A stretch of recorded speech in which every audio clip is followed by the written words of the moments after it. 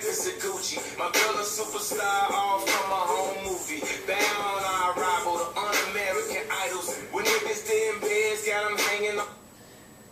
Hey, what's going on, MMA nerds? Long time no see. It's been a while since I did a video, or me and Jody's done a video. But I promise you we'll be doing these more often, or at least I'll be definitely doing them more often. But you know, Jody's been, me and Jody have been kind of crazy. You know, life's been crazy. You know, football season. You know, random stuff. You know, he's in a band. You know, I'm training to do my first amateur MMA fight next year. So, yeah, life's just crazy. You know, but yeah, we're gonna try to keep you posted, at least on the website on MMA Nerd with content constantly. But we're gonna try to get these videos to you soon and more frequent. But yeah, I just wanted to, what is it now? I think I was just looking up, the last video we did was 139 I did, and then before that, like, it was like 124. But we're at UFC 152 now. So just a quick recap, UFC 151 was canceled, ruined my Labor Day weekend barbecue. Just like when the Time Warner man didn't show up for my Olympic party for cable. But yeah, UFC 151 was basically canceled. And long story short, John Jones was just a, you know, he just pussied out. He could have saved the day by fighting Chael Sonnen. I'm sure all you guys know about this already. He basically, Dan Henderson got hurt. And then Chael Sonnen stepped up to the plate on 8 days' notice, and Jones didn't take the fight. Bottom line, you know, everyone can say, yeah, whatever, defending Jones now, but he didn't take the fight, pussied out. He basically, all he needed to do was beat up a middleweight. It was going to be an easy fight for him. So it was a win-win for Jones, pussied out, couldn't foul Chael Sonnen, and now he's on UFC 152. And so that's what we're going to talk about right now. So UFC 152, so after John Jones declined the fight with Chael Sonnen, UFC 151 basically got canceled. All the fighters on the card lost their paycheck. And basically, yeah, now you would think someone else would, another light heavyweight contender would fight John Jones, but basically Lyoto Machida and Shogun Rua, two Brazilians, canceled the fight. Actually didn't accept the fight, surprisingly. They said 4 weeks wasn't enough to prepare for John Jones. So now this the OG Vitor Belfort, who is a middleweight as well, just like Chael Sonnen, will be taking on John Jones. So let's get to the meat and potatoes. John Jones versus Vitor Belfort. Yeah, this is kind of weird. I mean, Vitor is 35. He started fighting when he was 19, so he's kind of he's got a lot of years on him. And John Jones is only 24. But so obviously the odds favor John Jones greatly. But for me, looking at this fight, I give Vitor 90 seconds. If Vitor's going to beat John Jones, it's going to be the first 90 seconds of the fight. So if it goes past a minute and a half, then John Jones definitely got it. You know, but only way I see Vitor beating John Jones is by rushing him. Like, if I was him, I would just go crazy, go old school. Remember when he fought? When he was a 19-year-old fighting Wanderlei Silva in 1997, he just rushed him. Like, if I was Vitor, I would just rush John Jones.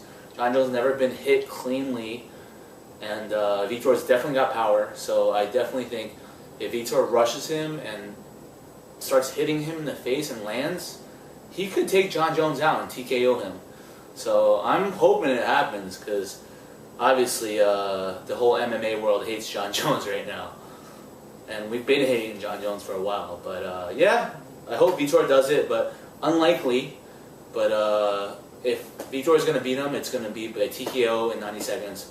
But other than that, I see John Jones winning after that. It could be decision, it could be submission, it could be a TKO, but John Jones will beat Vitor Belfort if Vitor doesn't finish in 90 seconds.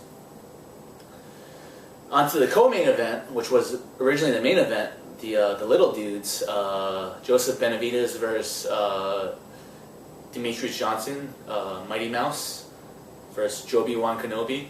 So this is basically for the first flyweight title. And believe it or not, these guys are 125 pounds. And they're both like 5'2", 5'3", so they're very small. But so basically this is the first 125 title. But I love both these fighters. You know, they both fought Dominic Cruz bantamweight, and Dominic Cruz is a big 5'8", and these guys are both 5'2", 5'3". And but I love both these guys fighting styles, especially Joby Wan Kenobi's. You know, I love his style. I feel like he's a really powerful dude for his size, despite being really short and you know, 125 pounds. But he hits really hard, and I don't know. This is a tough one. I think it's gonna be I think they both have similar speeds. They're both short. So the height, speed, same. And I think the one thing Benavidez has is power. So I got to give it to Benavidez, you know, just based on that he has that extra oomph in his punches. And he's dating Megan O'Leary, who's just the MMA cutie, the reporter. So I got to give him props for that. She's like she's way cuter than Ariel Helwani. So I got to get Joseph Benavidez for the first flyweight champion of the world, of the UFC. And the third fight on this card is Bisping Stan. Everyone knows us here at MMA Nerd hate Bisping, but I've actually started to like him more often. You know, I think he's funny. He actually had a little beef with Benavidez. You know, Benavidez was saying that he could hit harder than Bisping, and Bisping's doing his old, you know, calling him a midget, calling him a little man. You know, Bisping said his 11-year-old son can beat up Benavidez.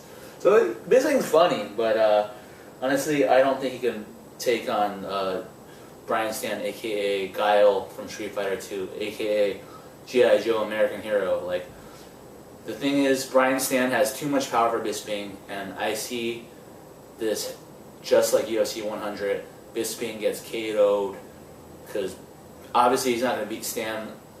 He's not going to take Stan out. So Stan's going to knock him out. You know, he's got 3 rounds to do it, and I think he does it. So, good night. You know, Bisping, I started to like you, but you're getting knocked the F out, bro. Next fight is Matt Hamill versus Roger Hollett from I was going to say Canada, but from Canada. I got to go with Matt Hamill on this because, you know, he's just got better wrestling. So, I mean, Roger Hollett is actually not a proven commodity, so got to go with Matt Hamill coming out from his retirement. Very short retirement. And the last fight on the card is Cub Swanson versus Charles Oliveira, Du Bronx. It's pretty easy to see. Charles Oliveira is on the down, Cub Swanson on the up. You know, Cub Swanson always had a lot of hype. Had a lot of he got beat up by Jose Aldo back in the day when Jose Aldo was before he was just a marquee name or superstar, you know. But he fought a lot of battles, you know, and I think Cub Swanson's really come into his own as a fighter. So I got to give this to Cub Swanson. You know, he takes out Du Bronx. So I guess it's a clean sweep for the Americans on this one. So I guess, yeah, that's it for UFC 152. You know, we'll hit you up in the next card. It was good talking to you guys again, and yeah, go Vitor. Peace, guys.